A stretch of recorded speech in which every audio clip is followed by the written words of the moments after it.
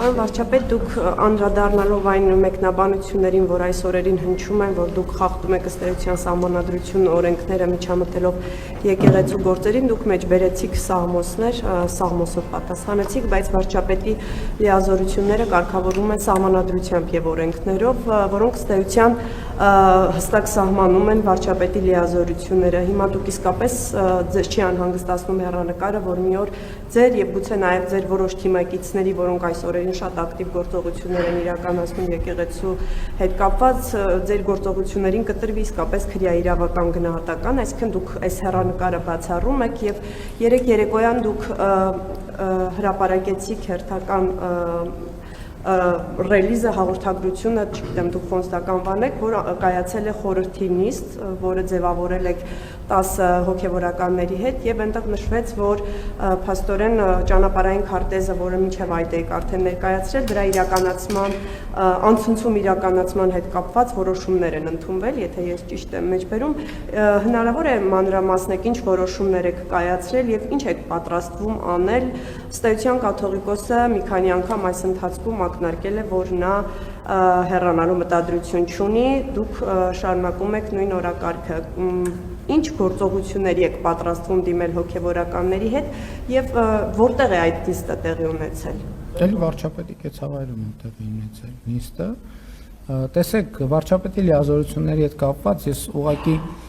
քանի որ ձեր հարցի մասին նախապես չգիտեի, չեմ պատրաստվել, բայց ես օրինակ որտեղ է գրած վարչապետի այնտեղ որտեղ գրած է վարչապետի լիազորությունների մասին, օրինակ վարչապետը լիազորություն ունի բրիֆինգ անելու։ Կա գրած վարչապետի լիազորությունների մեջ, որ վարչապետը չէ, մի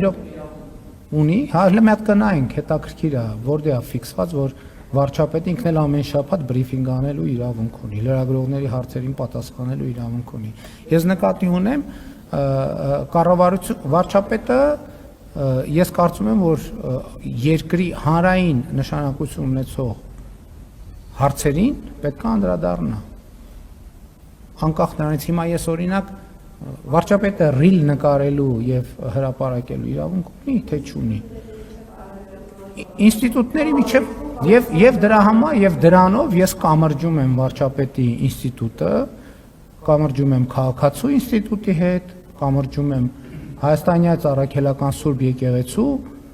հետևորդի ինստիտուտի հետ, կամրջում եմ Նոր Կտակարանի ինստիտուտի հետ եւ այլն եւ կամրջում եմ Աղոթքի ինստիտուտի հետ, կամրջում եմ քաղաքացու ինստիտուտի հետ եւ այլն եւ այդպես շարունակ։ Ինչ վերաբերում է թե մենք ինչ ենք պատրաստվում անել, ասում եք, որ Կտրիչ Ներսյանը հեռանալու մտադրություն չունի, մենք պատրաստվում ենք այնպես անել, որ ինքը իր մտադրությունը փոխի։ Իսկ ոչ մեկ էլ հեռանալու մտադրություն չի ուներ, մետով է ասում, որ Սերժ Սարգսյանն էլ հեռանալու մտադրություն չուներ, բայց ստիպված էր հեռանալ։ Նույնն է Կտրիչ Ներսյանը ստիպված կլինի հեռանալ։ Բայց մենք դա էլ եմ ասում, ոնց որ արել ենք, դա մենք կանենք անցնցում քրիստոնեական հանդուրժողականությամբ եւ սիրով տոգորված։ Եվ այն դեպքերում դուք նկատել եք, այնտեղ որտեղ ես հետահայաց ինքնահայեցվել եմ եւ տեսել եմ, որ մենք այդ քրիստոնեական հանդուրժողականության եւ սիրո ուղուց շեղվել ենք, ես դրա համար հրապարակային ներողություն եմ խնդրել, պատասխանատվություն եմ կրել եւ այդ թվում արդեն բազմիցս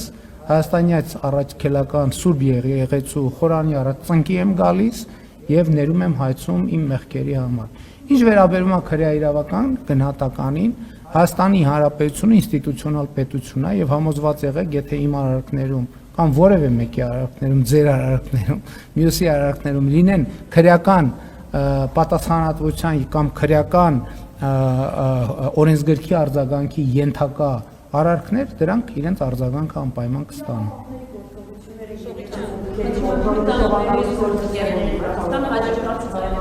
Ուրեմն Հայաստանի Հանրապետության իրավապահ մարմինները գործում են Հայաստանի Հանրապետության ամբողջ տարածքում։ Դուք խոսում եք օրենքից, որևէ օրենքում գրված չի, որ իրավապահ մարմինները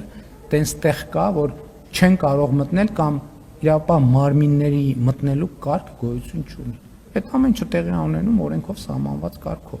Եվ ինչ որևէ մեկ ուզում ասի, որ Հայաստանի Հանրապետությունում կա տարածք, որտեղ Հայաստանի Հանրապետության օրենքը չի գործում, ոչ, ես համաձայն չեմ այդ ձևակերպման հետ։